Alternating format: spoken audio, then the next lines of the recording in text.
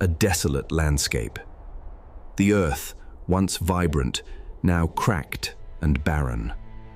In the beginning, a world of fire and stone took shape, the fragile cradle of life.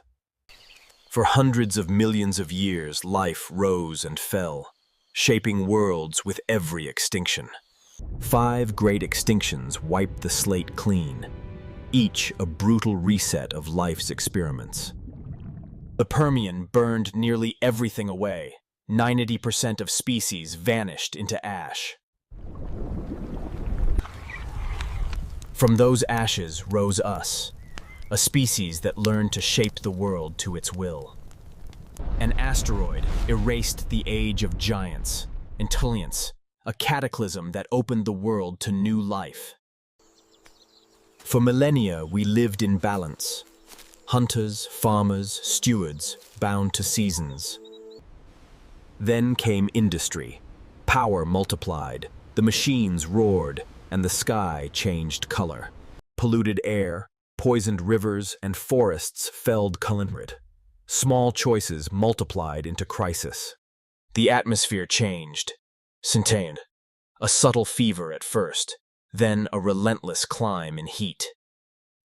Ice that held the story of Earth now unravels. Habitats shrink. Species lose ground. Cities grew into forests of concrete. Demand for resources became hunger without end. Fires consume the lungs of our planet. Entire ecosystems evaporate into smoke. Oceans turn acidic. Coral cities collapse, and the marine web begins to fray.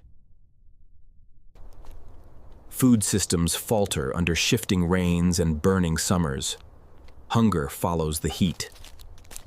Scientists warn, the rate of species lost today rivals the worst collapses in Earth history.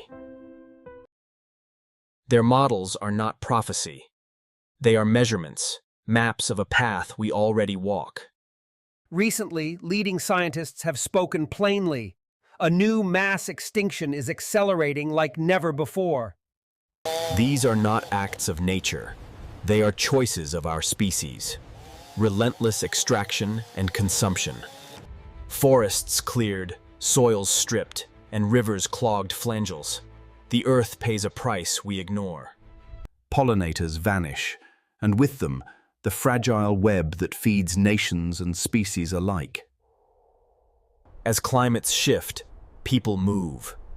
Entire communities uprooted by floods, droughts, and famine. Economies strain as resources dwindle. Markets tremble when the foundations fail. Yet scientists keep measuring, telling us what is already happening, begging to be heard. There are solutions. Energy without burning, landscapes that heal, economies that renew. Local actions ripple outward. Communities restoring soil, rivers, and hope. Models show that rapid emission cuts can change the trajectory, but the window is narrow.